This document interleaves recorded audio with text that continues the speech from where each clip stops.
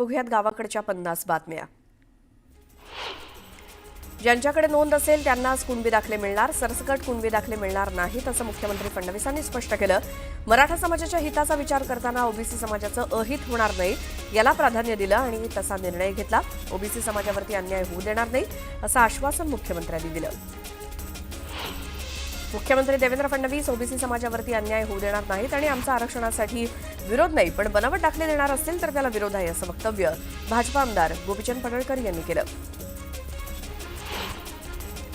मराठा आरक्षणासंदर्भात हैदराबाद गॅझेटचा GR रद्द करण्याच्या आणि न्यायमूर्ती संदीप शिंदे समिती रद्द करण्याच्या मागणीसाठी मराठा मुक्ती संग्राम दिनी एल्गार मोर्चा काढला जाणार आहे. ओबीसी नेत्यांच्या उपस्थितीत हिंगोलीच्या कळमनुरी उपविभागीय अधिकारी कार्यालयावरती हा मोर्चा काढला जाणार आहे. राष्ट्रवादी काँग्रेसचे आमदार विजयसिंह पंडित यांच्या गेवराईत ओबीसी आंदोलक लक्ष्मण हाके यांनी जोरदार शक्ती प्रदर्शन केलं. ओबीसी बांधवांनी लक्ष्मण हाकेंना खांद्यावरती उचलून घेत गेवराई शहरात दुचाकी रॅली काढली.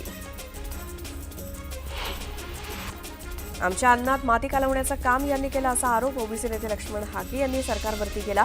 गोपीनाथ मुंडेंची उणीव भासते अशी भावना त्यांनी व्यक्त केली. ज्यांना संविधानाची भाषा समजत नाही त्यांच्या विरोधात आम्ही दांडका हातात घेतल्या अशा शब्दात हाकेंनी जरांगेंवर निशाणा साधला.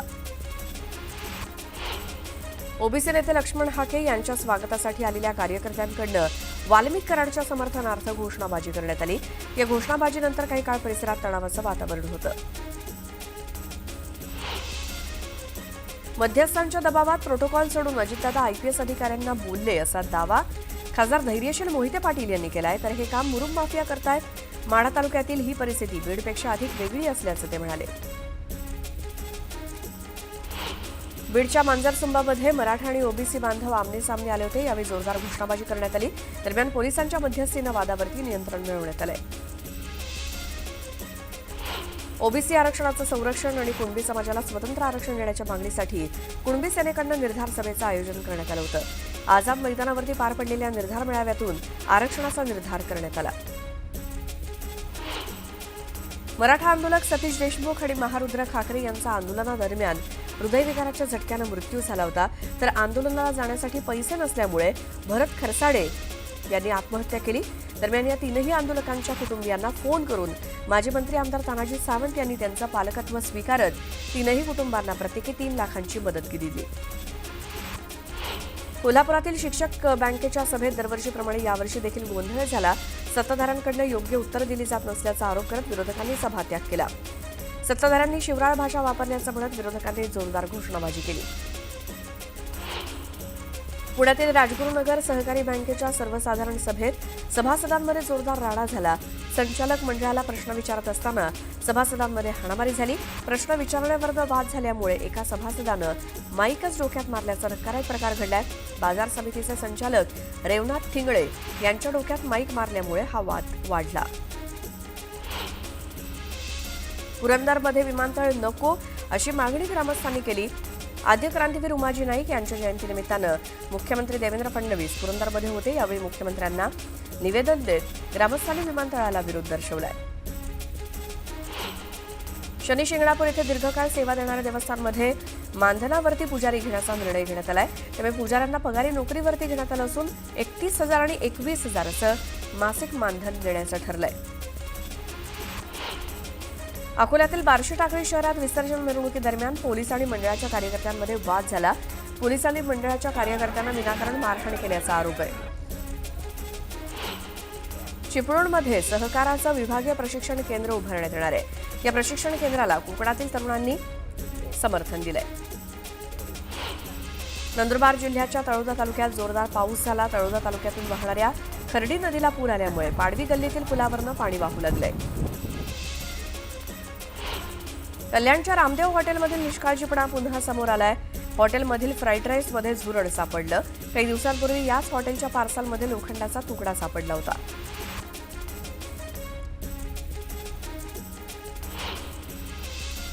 अशाच काही गावाकडच्या बातम्या आपल्याला बघायच्या एका छोट्याशा ब्रेकनंतर स्वागत. पुन्हा पाहूयात गावाकडच्या बातम्या. देशभरात मतदार यादीतील त्रुटी दुरुस्त करण्यासाठी आणि मतदार याद्या अद्ययावत करण्यासाठी निवडणूक आयोग विशेष व्यापक पुनर्निरीक्षण मोहीम राबवण्याच्या तयारीत आहे. याबाबत 10 सप्टेंबरला दिल्ली इथे सर्व राज्यांच्या मुख्य निवडणूक अधिकाऱ्यांची बैठक होणार आहे. पश्चिम आणि मध्य रेल्वेच्या उपनगरीय मार्गावरती अधिक सुविधासंपन्न एसी लोकल उपलब्ध करण्यात येणार आहेत. त्यानुसार 12 ते 18 डब्यांच्या 238 लोकलसाठी 2856 एसी लोकल डबे खरेदीसाठी निविदा प्रसिद्ध केली आहे. दिवाळी आणि छठ पूजेसाठी प्रवाशांच्या गर्दीचं व्यवस्थापन करण्यासाठी मध्य रेल्वेनं 944 आरक्षित आणि अनारक्षित विशेष गाड्या सोडण्याचा निर्णय घेतलाय. मुंबई, पुणे, कोल्हापूर, नागपूर विभागातून कोल्हापूर, सावंतवाडी सोबतच दक्षिण आणि उत्तर भारतातील विविध शहरांमध्ये त्या सोडण्यात येणार आहेत. रेल्वे भूमी विकास प्राधिकरणानं मुंबईतील महालक्ष्मी, वांद्रे आणि परळ येथील रेल्वेच्या भूखंडाचा 99 वर्षांसाठी भाडेतत्वावरती विकास करण्याचा निर्णय घेतलाय. एकूण 80,000 चौरस मीटरहून अधिक क्षेत्रफळ या प्रकल्पांतर्गत भाड्याने दिलं जाणार असून यामधून रेल्वेला सुमारे 8,092 कोटी रुपयांचं उत्पन्न मिळण्याची अपेक्षा आहे. म्हाडाच्या विविध गृहनिर्माण प्रकल्पांच्या परिसरातील 149 अनिवासी गाळ्यांच्या ई लिलावाद्वारे विक्रीसाठी मुदतवाढ देण्यात आली असून सुधारित वेळापत्रकानुसार इच्छुक अर्जदारांना ऑनलाईन नोंदणी आणि अर्ज करण्यासाठी आता 16 सप्टेंबरपर्यंत मुदतवाढ देण्यात आली आहे. देशात आधार कार्डसाठी एक सामान्य नेटवर्क प्लॅटफॉर्म तयार करण्याच्या दिशेनं पावलं उचलली जात आहेत. व्हिजन 2047 अंतर्गत सरकारकडनं या योजनेवरती काम केलं जातं. या अंतर्गत जन्माच्या वेळी बाळाचं आधार कार्ड तयार केलं जाईल आणि अंगणवाडी, शाळा आणि महाविद्यालयापर्यंत फॉलोअप सिस्टीम तयार केली जाईल. राज्यातील इंजिनिअरिंग अभ्यासक्रमाच्या कॅप प्रवेशाच्या 4 फेऱ्यांनंतर आतापर्यंत 1,41,905 विद्यार्थ्यांनी विविध महाविद्यालयांमध्ये प्रवेश निश्चित केला आहे. तसंच प्रवेशासाठी जवळपास 60,000 जागा रिक्त असून त्या संस्थात्मक फेरीत भरल्या जाणार आहेत.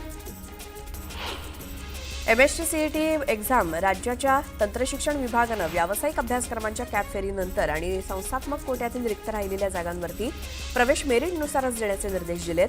यासाठी पारदर्शक पद्धती राबवण्याची सूचना केली आहे. कॅप फेऱ्यांमध्ये प्रवेश मिळू न शकलेल्या विद्यार्थ्यांना संस्थात्मक स्तरावरती प्रवेशासाठी अर्ज करता येणार आहे. वादळी वाऱ्यासह कोसळणाऱ्या पावसामुळे विविध बंदरांमध्ये 7व्यांदा धोक्याचा इशारा देणारा 3 नंबरचा बावटा लावण्यात आलाय. त्यामुळे शनिवारपासूनच गेटवे एलिफंटा, गेटवे JNPA, मोराभाऊचा धक्का, करंजा रेवस या मार्गावरील सागरी प्रवासी वाहतूक बंद करण्यात आली आहे.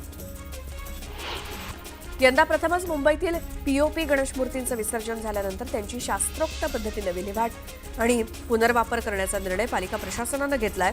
या पार्श्वभूमीवर पालिकेकडे विसर्जित झालेल्या 11 दिवसातील गणेश मूर्तींचं तब्बल 1,982 मेट्रिक टन वजनाचे POP संकलित करण्यात आलंय. मुंबईच्या गणेशोत्सवादरम्यान निर्माल्याच्या संकलनासाठी पालिकेच्या घनकचरा व्यवस्थापन विभागाकडून विशेष प्रयत्न करण्यात आले. मुंबईतील विविध विसर्जनस्थळी एकूण 594 निर्माल्य कलश आणि 307 निर्माल्य वाहनांची व्यवस्था करण्यात आली होती. त्याद्वारे एकूण 508 मेट्रिक टन निर्माल्य संकलित केले गेले.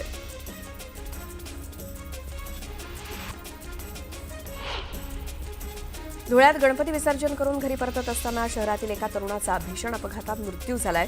धुळे शहरालगत असलेल्या मुंबई-आग्रा महामार्गावरील कोंडाणे फाट्यावर दुचाकीचा अपघात झाला. यावेळी त्याचा जागीच मृत्यू झालाय. खून, चकमक, जाळपोळ अशा गंभीर गुन्ह्यामध्ये आरोपी असलेल्या जहाल माओवाद्याला गडचिरोली पोलिसांच्या विशेष पथकानं अटक केली. तेलंगणातील हैदराबादमध्ये त्याला अटक झाली असून शंकर उर्फ अरुण येरा मिच्चा असं अटक करण्यात आलेल्या जहाल माओवाद्याचं नाव आहे. त्याच्यावर 2 राज्यात मिळून 5 लाखांचं बक्षीस होतं. चंद्रग्रहणाच्या पार्श्वभूमीवर नागपूरच्या कोराडीतील महालक्ष्मी जगदंबा मंदिर दर्शनासाठी बंद ठेवण्यात आलं. आज दुपारी 12 वाजेपर्यंत मंदिर बंद असेल आणि नियमित पूजा उपचार करूनच मंदिर दर्शनासाठी खुलं केलं जाईल. पालघर जिल्ह्यात मागील 3 दिवसांपासून पावसाची संततधार सुरू आहे. पावसामुळे धामणी धरणाच्या पाणी पातळीत वाढ झाली असून सूर्या नदीत 20,000 क्युसेकनं पाण्याचा विसर्ग सुरू आहे. धामणी धरणाचे 5ही दरवाजे 20 सेंटीमीटरनं उघडण्यात आले. त्यामुळे नदीकाठच्या गावांना सतर्कतेचा इशारा देण्यात आला आहे.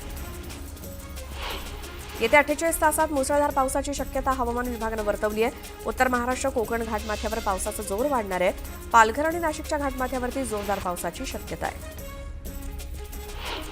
कोल्हापुरात विसर्जन मिरवणुकीनंतर कचरा साफ करणारा एक डंपर भरेल इतक्या चपला कर्मचाऱ्यांनी जमा केल्यात. विसर्जन मिरवणुकीत प्रचंड गर्दी झाली होती. यावेळी गर्दीला आवरणं पोलिसांना शक्य झालं नाही. त्यामुळे ढकलाढकली झाली. त्यामुळे महाद्वार रोडवरती चपलांचा अक्षरशः खच पडला. बुलढाण्यातील जिल्हाधिकारी कार्यालयाच्या मागे असलेल्या 300 फूट टॉवरवरती चढून युवकानं शोले स्टाईल आंदोलन केलं. राजू भीमराव या तरुणाची शेतजमीन येळगाव धरणामध्ये गेलेली आहे. तर उर्वरित जमिनीवरती नगरपालिकेनं सुशोभीकरणाचं काम सुरू केलंय. या कामाला विरोध करत जमीन मिळवून देण्याची मागणी या तरुणानं केली.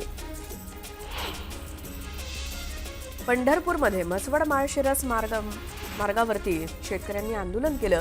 नीरा देवघर धरणाचं पाणी माळशिरस तालुक्याला देण्याची मागणी करण्यात आली आहे.